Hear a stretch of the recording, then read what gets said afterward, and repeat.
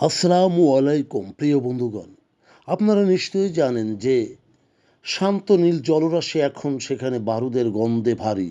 যে জলপথ দিয়ে প্রতিদিন বিশ্বের প্রায় 20% জ্বালানি তেল প্রবাহিত হয়, সেই হরমুজ প্রণালী এখন বিশাল দাবার বোর্ড, যেখানে চাল দিচ্ছে পরাশক্তিরা আর জিম্মি হয়ে পড়েছে গোটা বিশ্বের সাধারণ মানুষ। সেখানে রণসজ্জা বনাম রণকৌশল চলছে। বিশেষ করে তেহরানের ঘোষণা অনুযায়ী রাশিয়ার সাথে যৌথ সামরিক মহড়ার অজুহাতে প্রণালীর একাংশ বন্ধ করে দেওয়া হয়েছে। কিন্তু পর্দার আড়ালে সত্যটি ভিন্ন।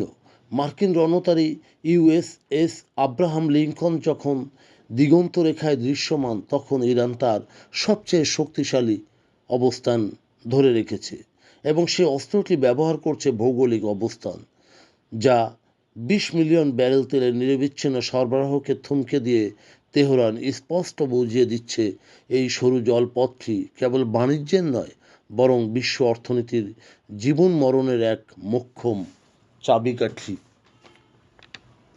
হরমুজ প্রণালী কোনো সাধারণ রুট নয়, বরং এটি আধুনিক সভ্যতার জ্বালানি ধমনী।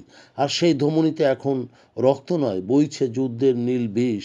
অর্থনৈতিক জুয়া ও সাধারণ ভোগান্তি নিয়ে সমালোচকেরা বলেছেন, পরাশক্তিদের এই শক্তিমত্তা প্রদর্শনের খেসারত দিতে হবে এশিয়া ও বিশ্বের উদীয়মান অর্থনীতি দেশগুলোকে। তেলের দাম বাড়লে যার প্রভাব পড়বে সাধারণ মানুষের পকেটে। একদিকে আমেরিকার পেশিশক্তি প্রদর্শন, অন্যদিকে রাশিয়ার সাথে ইরানের মিত্রতা। এই দুয়ের জাতাকলে পড়ে আন্তর্জাতিক জ্বালানি নিরাপত্তা আজ চরম ঝুঁকির মুখে। সাম্প্রতিক সময়ে মার্কিন বাহিনীর সাথে ইরানের নৌসংঘর্ষের ঘটনাগুলো প্রমাণ করে যে কোনো ছোটোখাটো ভুলে জন্ম নিতে পারে এক প্রলয়ঙ্কারী যুদ্ধ। সামরিক মহড়া কি শুধুই প্রস্তুতি, নাকি বিশ্বকে ব্ল্যাকমেইল করার একটি হাতিয়ার? ওয়াশিংটন ও তেহরানের এই ইঁদুর বেড়াল খেলা কতদিন চলবে তা অদ্যাবধি কেউ জানে না। হরমুজ প্রণালীতে যদি একবার বারুদ জ্বলে ওঠে, তবে তার উত্তাপ কেবল মধ্যপ্রাচ্যেই সীমাবদ্ধ থাকবে না, তা পুড়িয়ে দেবে গোটা বিশ্ববাজারের স্থিতিশীলতাকে। প্রিয় বন্ধুগণ, যদি আমাদের এই তথ্য গল্প আপনার ভালো লাগে, তাহলে লাইক এবং শেয়ার দিন।